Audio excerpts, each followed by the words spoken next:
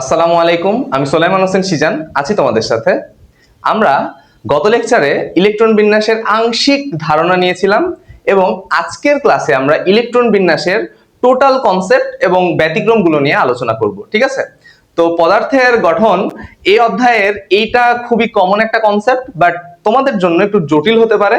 তো চলো আমরা আজকে শুরু করি ইলেকট্রন বিন্যাসের যাবতীয় ইনফরমেশন এবং তার ব্যতিক্রমগুলো কিভাবে আমরা বুঝবো, কিভাবে সলভ করব, এগুলো আমরা আজকে দেখবো। ঠিক আছে? তো দেখো, যদি আমি কোনো কিছুর ইলেকট্রন বিন্যাস করতে চাই তাহলে সেটা আউটবাউ নীতি অনুযায়ী আমরা করব। এবং আউটবাউ নীতি কি ছিল? যে কম শক্তি স্তর থেকে বেশি শক্তি স্তর, অর্থাৎ নিম্ন শক্তি স্তর থেকে উচ্চ শক্তি স্তরের দিকে ইলেকট্রন প্রবেশ করবে, তাই না? এমন ছিল, অর্থাৎ আমরা n প্লাস এল এর মানের উপর ডিপেন্ড করব। ঠিক আছে? ওই যে 1s 2s এইভাবে আমি তোমাদের বলে দিছিলাম। তো আমরা এই ছকটা আরেকবার আঁকি, তারপর তোমাদের বাকিগুলা বলছি। 1s 2s 3s 4s 5s 6s 7s এবং 8s, তাই না? তারপরে এখান থেকে 2p 3p, তারপরে 4p 5p 6p 7p, তাই না? তারপরে 3d 4d 5d, তারপরে হচ্ছে 6d, তারপরে 4f এবং 5f, এমন, তাই না?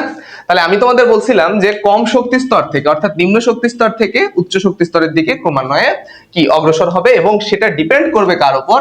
ডিপেন্ড করবে এই শক্তির মানের উপর। ঠিক আছে? যদি দুইটার শক্তির মান সেম হয়ে যায় তখন আমরা কি বলতে পারি? তখন প্রধান শক্তি স্তরের মান যার কম সেখানে ইলেকট্রন আগে প্রবেশ করবে। ঠিক আছে? এগুলা তোমরা গত লেকচারে দেখে আসছো। তো আজকে ইলেকট্রন বিন্যাসগুলা একটু সুন্দরভাবে করার চেষ্টা করব, কিন্তু কোন নিয়মটা অ্যাপ্লাই করবা আমি তোমাদের এখন বলবো। ঠিক আছে? এখানে একটা ট্রিক্স আমরা অ্যাপ্লাই করব। ঠিক আছে? ট্রিক্স দিয়ে ওই যে এসো এসো পিয়া এসো এগুলা জানার দরকার নাই আপাতত, আমি জাস্ট একটা ট্রিক্স বলে দিই। এই ট্রিক্স এর মাধ্যমে অনেকেই সলভ করে, আমরা ওই ট্রিক্স এর মাধ্যমে সলভ করব। ঠিক আছে? তো দেখো, আমাদের যে উপশক্তি স্তরগুলো আছে, এই উপশক্তি স্তরগুলা কি কি বলো তো আমাকে? এস, পি, ডি এবং এফ, এই চারটা না? বলতো। প্রথমে এই এস হচ্ছে দুইবার লিখবা, আমি বলে দিচ্ছি। দেখো, প্রথমে এস কয়বার লিখবা? দুইবার লিখবা। ঠিক আছে? দুইবার লিখছো। এবার এই যে এস এবং পি, ঠিক আছে, এই দুইটাকে উল্টা করে দুইবার লিখবা। তাইলে পি এস এবং পি এস দুইবার লিখছো। এবার এই তিনটাকে উল্টা করে দুইবার লিখবা। দেখো, ডি পি এস একবার লিখলা, তারপরে আবার কি ডিপিএস, আমি এটা মিশাই দিই, ডি পি এস, এমন না? এই যে এস পি ডি এফ, আবার বলে দিচ্ছি। এবার এইটাকে উল্টা করে আবার লিখবা, তাহলে কি লিখবা? F D P S, F D P এবং এস, এমন। ঠিক আছে? তাহলে প্রথমে কি বললাম বলতো? এই যে এস পি ডি এফ, এখানে এস দুইবার লিখবা, এই যে আমরা দুইটা এস লিখছি। তারপরে তোমার পি, এই পি এবং এস উল্টা করে দুইবার লিখবা, পিএস পিএস। তারপরে এই যে ডিপিএস, এই যে ডিপি, এই যে ডিপিএস ডিপিএস উল্টা করে দুইবার লিখলা। আবার এই টোটালটাকে উল্টা করে দুইবার লিখবা, এফ ডিপিএস এবং এফ ডিপিএস। বুঝা গেছে? এই পর্যন্ত ক্লিয়ার? এবার আমরা নাম্বারিং গুলা করব। ঠিক আছে? এই যে 1 2 3 4 এগুলা করব। দেখো কিভাবে করছে। এস থেকে শুরু করবা 1, তাহলে 1s 2s 3s 4s, তারপরে 5s, তারপরে এই যে 6s, তারপরে এই যে 7s এবং এই যে এখানে 8s, শেষ। এবার পি, এই যে যেখানে পি আছে ওখানে 2 থেকে শুরু করবা, তাহলে 2p 3p 4p 5p এবং এখানে হচ্ছে 6p এবং এখানে কি 7p। ঠিক আছে? 2 থেকে p শুরু করলা এবং 7 এ যে এসে শেষ হইছে। ওকে? এবার যেখানে হচ্ছে ডি আছে এটা 3 থেকে শুরু করবা, তাহলে 3d 4d, তারপরে হচ্ছে এখানে এই যে 5d এবং এইখানে হচ্ছে তোমার 6d, তাহলে 6d তে শেষ হচ্ছে। ঠিক আছে? এবার f শুরু করবা 4 থেকে, তাহলে f কোথায় আছে? এই যে f, 4f এবং এই যে এখানে হচ্ছে 5f। বুঝা গেছে? তাহলে s শুরু করবা 1 থেকে, তারপরে d শুরু করবা, p শুরু করবা হচ্ছে 2 থেকে, d শুরু করবা হচ্ছে তোমার 3 থেকে এবং তোমার 4 শুরু করবা, f শুরু করবা হচ্ছে 4 থেকে। ঠিক আছে? এই পর্যন্ত। আরেকটা কনসেপ্ট তোমাদের বলে রাখি যে s, এই যে s, এই s এর মধ্যে সর্বোচ্চ 2টা ইলেকট্রন থাকতে পারে, p এর মধ্যে সর্বোচ্চ 6টা ইলেকট্রন থাকতে পারে, d এর মধ্যে সর্বোচ্চ 10টা ইলেকট্রন থাকতে পারে এবং f এর মধ্যে সর্বোচ্চ 14টা ইলেকট্রন থাকতে পারে। এই অনুযায়ী আমরা ইলেকট্রন বিন্যাসগুলা করব। তাহলে বলো তো এই যে এস, এই এস এর মাথার উপরে কত দিবা? 2 2, সব এস এর মাথার উপরে কত হবে? 2 2। দেখো সব আমরা আজকে একদম কনসেপচুয়াল আলোচনা করব। দেখো 2, সব এস এর মাথার উপরে কত? 2। যেখানে পি আছে এই পি এর মাথার উপরে কত? 6, এই যে 6, এই যে 6, তারপরে এই যে 6, তারপরে এই যে 6। দেখো 6। যেখানে ডি আছে, দেখো এই যে পি এর মাথার উপরে 6, যেখানে ডি আছে ওখানে কত হবে? D10। এই যে D10 সর্বোচ্চ ইলেকট্রনগুলো আমরা লিখে দিচ্ছি যেন আমাদের কোনো কনফিউজ না হয়। এই যে D10। এবার যেখানে এফ আছে ওইখানে কত হবে? 14, এই যে 14। ঠিক আছে, এই রকম। তাহলে এই হচ্ছে আমাদের টোটাল ইলেকট্রন বিন্যাস, সবগুলো এর মধ্যে আছে। বাট আমাদের ইলেকট্রন বিন্যাসগুলো ডিপেন্ড করে হচ্ছে পারমাণবিক সংখ্যার উপরে। ঠিক আছে, অর্থাৎ পারমাণবিক সংখ্যা অনুযায়ী আমি বুঝবো সেই মৌলের মধ্যে কতটা প্রোটন আছে এবং ওই প্রোটনের সমপরিমাণ কি আছে? ইলেকট্রন আছে, তাই না? তাহলে আমরা ইলেকট্রন বিন্যাস করার সময় অবশ্যই পারমাণবিক সংখ্যাগুলা হিসাব করব। ঠিক আছে, পারমাণবিক সংখ্যা অনুযায়ী ইলেকট্রন বিন্যাস করব। ওকে, বুঝতে পারছো এই পর্যন্ত? যদি বুঝতে পারো তাহলে দেখো আমরা এখন ইলেকট্রন বিন্যাস করব। ধরো তোমার এখানে আছে সোডিয়াম, কি আছে? সোডিয়াম কত? 11। তাহলে সোডিয়াম 11। এখন আমরা এটা ইলেকট্রন বিন্যাস করব। তাহলে তুমি এখান থেকে শুরু করবা, যতক্ষণ এর মধ্যে ইলেকট্রন বিদ্যমান থাকবে তুমি ইলেকট্রন বিন্যাস করতে থাকবা। তাহলে প্রথমে কোনটা বলো তো? এই যে 1s। তাহলে প্রথমে তুমি কি দিবা? s s ps ps দিলা, যতক্ষণ দরকার তুমি দিতে থাকবা। এবার বলো s এর এখানে কত? 1, s এর এখানে 2, এখানে 3, p এর এখানে কত? 2, এই p এর এখানে কত বলো তো? 3। তোমরা অন্য ট্রিক্স যদি জানো অ্যাপ্লাই করবে, বাট আমার মনে হয় এটা সবথেকে ইজি ট্রিক্স। ঠিক আছে, আমাকে বলো, এত দূর তো যাওয়াই লাগবে না, এত দূর যাওয়া লাগবে? এদিকে তাকাও। এবার তুমি কি করবা? একসাথে এত লেখার সময় নাই। তুমি যখন প্র্যাকটিস করতে করতে ইউজ টু হয়ে যাবা, তোমার একবারে তুমি 1s2 2s2 2p6 এভাবে লিখতে লিখতে চলে যাবা। বাট যখন তোমার একদম বিগিনার তুমি, তখন তোমাকে এইভাবে শিখতে হবে যদি তুমি আমার অ্যাপ্লাই করো। ঠিক আছে, তাহলে বলো 1s2, এখানে দুইটা, দেখো 11টার মধ্যে দুইটা ইলেকট্রন লিখে ফেলছো, আরো 2 দিলা, আরো দুইটা ইলেকট্রন লিখে ফেলছো। তাহলে কয়টা? মোট 4টা চলে গেছে। আর আছে কয়টা বলো তো? 7টা ইলেকট্রন আছে নাকি? 4টা চলে গেছে অলরেডি। এবার বলো এই পি এখানে কত দিবা? 6। বলো আরো 6টা চলে গেল, আর একটা ইলেকট্রন আছে। তাহলে এই 3s এর মাথার উপরে কত? 1। এটা লেখার দরকারই নাই। বুঝতে পারছো? এই হচ্ছে ইলেকট্রন বিন্যাস। আরেকটু জটিল করি। গতদিন আমরা কি করছিলাম? পটাশিয়ামের 19 করছিলাম না? বলো 1s2 2s2, তুমি একা একা করতে পারবে এখন। তারপরে 2p6, তাহলে 10টা হয়ে গেল। তারপরে 3s2 3p6, তাহলে কত হয়ে গেল দেখো তো? 10। এখানে কত? 18, তাই না? আরেকটা লাগবে। তাহলে 1s2 2s2 2p6 3s2 3p6 4s1। ঠিক আছে, এখন খুবই মনোযোগ দিবা। এই ইলেকট্রন বিন্যাসগুলা তুমি খুবই সহজে, খুবই সুন্দরভাবে শেষ করতে পারো। যদি হাইড্রোজেনের বলে, হাইড্রোজেনের কত? 1, তাই না? তাহলে কি দিবা? 1s1। যদি বলে হিলিয়াম, হিলিয়ামের কত বলো তো? হিলিয়ামের 2, তাহলে 1s2, তাই না? এইরকম।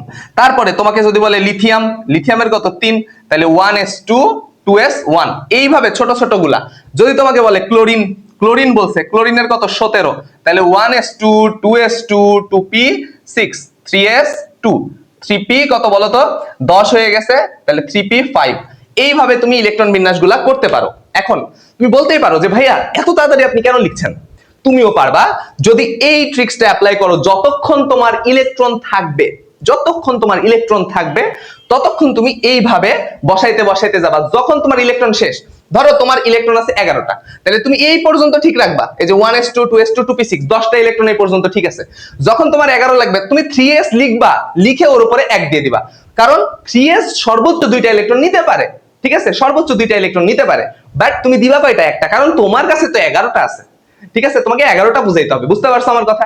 এখন এগুলো তো খুব ইজিলি করছি, এগুলো খুবই ইজিলি করছি, বাট কিছু ক্ষেত্রে ব্যতিক্রম আছে। এখন ব্যতিক্রমের বিষয়টা আমি তোমাদের বলি। এগুলা মিশাই দিই। ওকে, আচ্ছা এটা রাখি, এগুলা মিশাই দিই, এত লাগবে না। ঠিক আছে, একটু ব্যতিক্রম গুলা বলি। দেখো আমার কথা হচ্ছে, এটা আগে ঠিক করে নি 1। ঠিক আছে, আমার কথা হচ্ছে এই যে ডি ব্লক অর্থাৎ ডি অরবিটালে সর্বোচ্চ সংখ্যক 10টা ইলেকট্রন থাকতে পারে। ঠিক আছে, সর্বোচ্চ সংখ্যক কত ইলেকট্রন থাকতে পারে? 10টা ইলেকট্রন থাকতে পারে। ঠিক আছে, এটা হয় অর্ধপূর্ণ হবে, এটা কি হবে বলতো? হয় অর্ধপূর্ণ হবে, আর না হয় কি হবে? পরিপূর্ণ হবে। এই অর্ধপূর্ণ অথবা পরিপূর্ণ এই অবস্থাকে কি বলা হয় বলতো? এই অবস্থাকে বলা হয় সুস্থিত কাঠামো। ঠিক আছে, সুস্থিত কাঠামো বা স্থিতিশীল। স্থিতিশীল, বুঝতে পারছো? হয় এটাকে সুস্থিত কাঠামো বলা হবে, না হয় এটাকে কি বলা হবে? স্থিতিশীল। তুমি যা ইচ্ছা বলতে পারো। তাইলে যদি এটা অর্ধপূর্ণ হয় অথবা পরিপূর্ণ হয়, ডি ব্লকটা অর্থাৎ ডি অরবিটালে যদি অর্ধপূর্ণ অবস্থায় থাকে, অর্থাৎ তোমার হয় এমন হবে, অর্ধপূর্ণ মানে D5 অথবা পরিপূর্ণ মানে D10। যদি এমন থাকে তাইলে এটাকে আমি কি বলতে পারি? অর্ধপূর্ণ বা পরিপূর্ণ অবস্থা। যদি এমন হয় তাহলে সেটাকে আমি বলবো সুস্থিত কাঠামো। ঠিক আছে, অথবা আমি বলতে পারি স্থিতিশীল অবস্থা।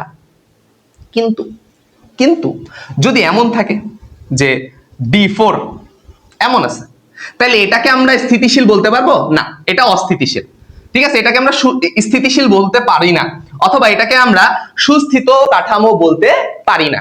ঠিক আছে, তাহলে আমরা এইরকম দুইটা মৌল দেখব। ঠিক আছে, কয়টা দেখব? দুইটা দেখব। দেখো, আমরা যদি এখানে আসি যে ক্রোমিয়াম, ঠিক আছে, এটার কত বলতো? 24, তাই না? Chromium 24 maybe. ওকে, তাহলে 1s2 2s2 2p6 3s2 3p6, তাহলে কয়টা হলো? 10টা। এবং তোমার 4s2 3d কত? তাহলে দেখো 10, তাহলে এখানে 14, তাই না? এইরকম, তাই না? এমনই তো। তাহলে 1s2 2s2 2p6 3s2 3p6 4s2 3d4, তাই না? এমন দেখো এখানে কয়টা আছে? 10টা, 10টা 20টা, আর 4 হচ্ছে আমার 24টা। ওকে, ঠিক আছে। তাইলে এই যে ক্রোমিয়াম, এই ক্রোমিয়াম হচ্ছে 24, এবং আমাদের আরো একটা আছে, আগে এটা বুঝি। আমাদের এই ইলেকট্রন বিন্যাসটা কিন্তু সঠিক নয়। এই ইলেকট্রন বিন্যাসটা সঠিক নয়। কেন? কেন বলতো?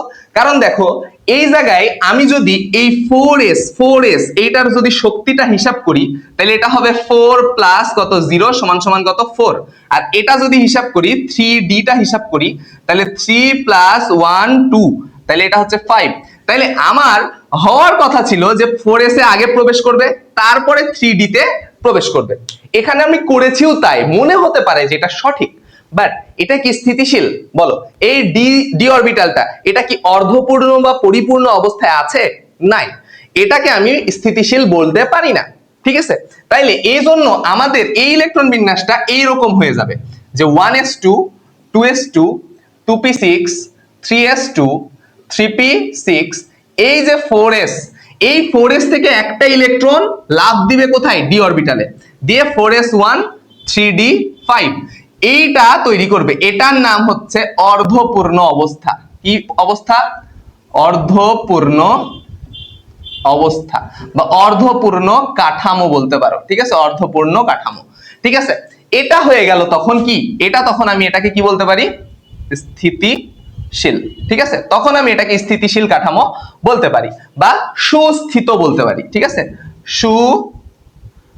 সুস্থিত বলতে পারি, তাছাড়া আমি বলতে পারি না। বুঝতে পারছো? এই হচ্ছে আমার অবস্থা। আরো একটা আছে, সেটা হচ্ছে তোমার কপার কত 29। যদি আমি এমন লিখি 1s2 2s2 2p6 3s2 3p6 এবং 4s2 3d9 এমন। ঠিক আছে, দেখো এটার সর্বশেষ শক্তি স্তরে এই যে 3d এর জায়গায় কত আছে বলতো? এই অরবিটালে 9টা আছে। তাইলে এটা কি সুস্থিত বলতে পারি? এটা সুস্থিত না। তাহলে কি করবে বলতো? এই 4s থেকে একটা ইলেকট্রন লাফ দিবে 3d তে, দিয়ে সুস্থিত বা স্থিতিশীল কাঠামো গঠন করবে। দিয়ে এখানে আমি করতে পারি কেমন? 1s2 2s2 2p6 3s2 3p6 4s1। ঠিক আছে, 4s1 এবং 3d10। এই হয়ে গেল আমার একটা কি বলতো? স্থিতিশীল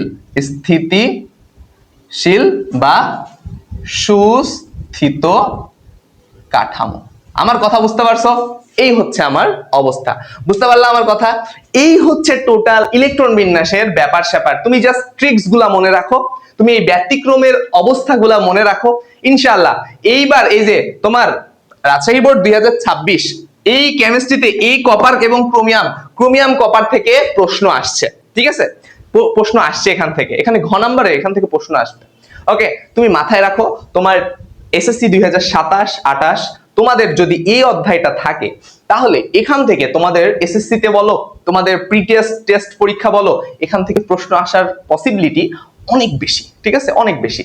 এবং এই ক্লাসটা আজকে আমরা এই পর্যন্তই রাখবো। নেক্সট ক্লাসে আমরা অন্য টপিক নিয়ে আলোচনা করব।